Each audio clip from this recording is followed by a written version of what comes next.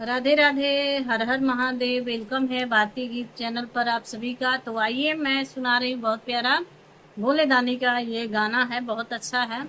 सखी है आरती उतार भोले दानी के, महिमा बखानी के ना। सखी है आरती उतार भोले दानी के, महिमा बखानी के ना। चढ़ाव भांगिया धतूर, चढ़ाव घिउआ कपूर, चढ़ाव भांगिया धतूर, चढ़ाव घिउआ कपूर। शिव के चरण पखार गंगा जल पानी से, महिमा बखानी से ना। सब मिली आरती उतार भोले दानी के, महिमा बखानी के ना। सब मिली आरती उतार भोले दानी के, महिमा बखानी के ना। चंदा चमके लीलार, गले सरपो के हार। चंदा चमके लीलार, गले सरपो के हार। नीक लागेला सिंगार भोले दानी के, महिमा बखानी के ना।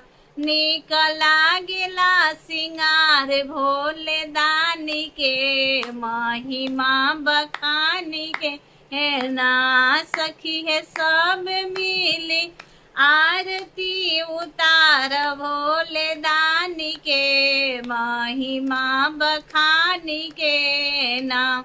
जे भी जाला शिव के द्वार, मन वांछित फल पावे। जे भी जाला शिव के द्वार, मन वांछित फल पावे। तू मांग वरदान झोली पसारी के, महिमा बखानी के ना। तू मांग वरदान झोली पसारी के, महिमा बखानी के ना। नीक लागेला सिंगार भोले दानी के, महिमा बखानी के ना। सब मिली आरती उतार भोले दानी के, महिमा बखानी के ना। सब मिली आरती उतार भोले दानी के, महिमा बखानी के ना। सावन शिव जी के प्यारा मंदिर में गूंजे जाए कारा। सावन शिव जी के प्यारा मंदिर में गूंजे जाए कारा।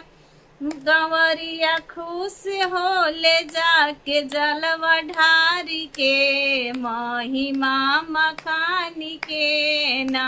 कंवरिया खुश हो ले गंगा जलवा ढारी के, महिमा बखानी के ना।